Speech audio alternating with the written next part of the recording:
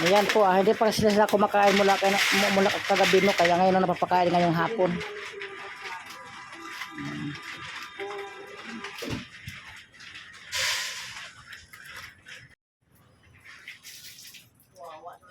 Ano, nakakain yung PWD? Opo, nakakakain ko yan. Parang kulang pa yata. Dagdagan mo kaya? Meron pa? Nasa baba na po yung pagkain. Parang kulang pa sa kanya.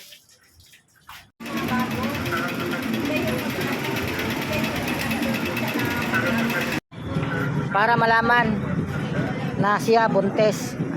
Tsaka mahigpit naman. Okay lang yan.